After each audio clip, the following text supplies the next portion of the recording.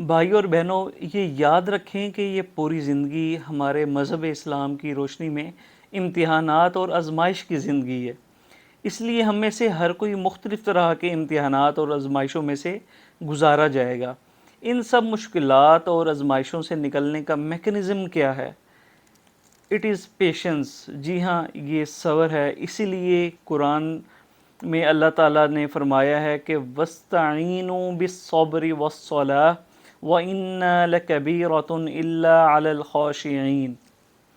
اللہ کی مدد حاصل کریں جب بھی مشکلات میں گھر جائیں۔ زندگی واقعی مشکل ہے، ہمیں مدد کی ضرورت ہے۔ ہمیں کون سی دو ایسے ذرائع ہیں جن سے مدد حاصل ہوگی؟ صبر کے ذریعے مدد حاصل کریں اور نماز کے ذریعے مدد حاصل کریں۔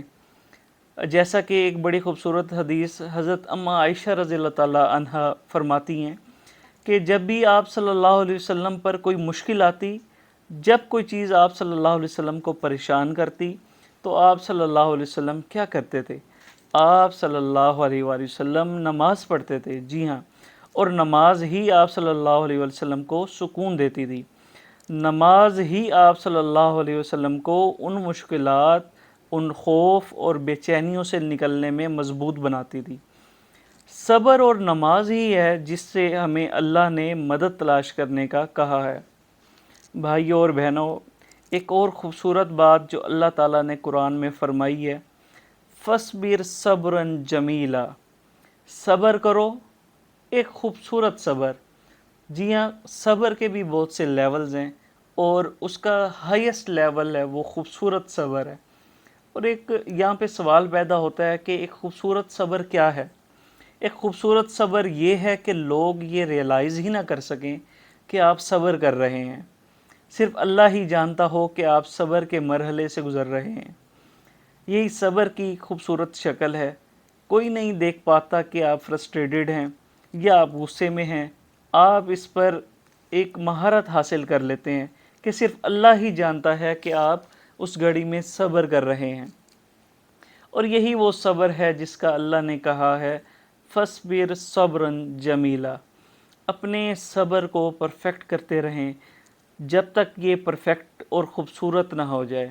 اور ایک پیاری حدیث جو مجھے یاد آ رہی ہے اور آپ کو بھی بتاتا چلوں کہ کس طرح ایک انسان صبر کو پاتا ہے۔ میرے بھائیوں اور بہنوں، اس کا جو میکنزم ہے وہ آسان نہیں ہے۔ روزہ اس میں ایک کڑی ہے۔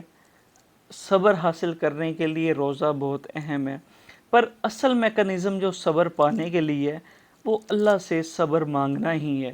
جی ہاں، صبر حاصل کرنے کی جستجو ہو، صبر حاصل کرنے کا لالچ ہو، اور ہم صحیح بخاری کی حدیث سے بھی یہ سیکھتے ہیں کہ ایک آسان اور وہ حدیث جو آپ کو اور مجھے یاد رکھی جانی چاہیے ہر ٹائم، کہ مشکلات کے لیے ہم تیار ہوں اور کسی بھی مشکل سے ٹکرانے کے لیے ہم تیار ہوں، اور وہ ہے مَن یتصبر یصبر اللہ۔ جو بھی صبر کرنے کی خواہش کرتا ہے اللہ اسے صبر دے گا۔ جی ہاں، اس کا مفہوم یہی ہے کہ جو بھی صبر کرنے کی خواہش کرتا ہے اللہ اسے صبر دے گا۔ کوئی جادو نہیں ہے، کوئی اور طریقہ نہیں ہے، صرف صبر مانگنا ہے۔ جب کوئی مشکل آتی ہے ہم جانتے ہیں ہمیں صبر کے لیے کیا مانگنا ہے، اور ہمیں صرف اللہ سے یہی کہنا ہے کہ یا اللہ مجھے صبر عطا کر۔ صرف اللہ سے مانگے، اس کا رزلٹ کیا نکلے گا کہ اللہ آپ کو صبر دے گا۔ اگر آپ اپنے اللہ کے لیے صبر کر رہے ہیں تو ایمان اور صبر ایک دوسرے سے جڑے ہوئے ہیں، اور اس سے بڑی خوبصورت بات کیا ہو سکتی ہے کہ اگر صبر نہیں ہے تو ایمان مکمل نہیں ہے۔ تو اس سے ہم یہ اخذ کر سکتے ہیں کہ اگر ہم نے اپنے ایمان کو مکمل کرنا ہے تو ہمیں صبر کی اس آخری منزل کو پانا ہوگا، اس ہائیسٹ لیول کو پانا ہوگا جو کہ خوبصورت صبر ہے۔ اور اگر ہم نے وہ پا لیا تو اس معاشرے کے اندر جو آج ہلچل مچی ہوئی ہے اس پہ ہم بہت سا کنٹرول کر لیں گے، اور بہت سی برائیوں سے اور بہت سی نقصانات سے بچ جائیں گے۔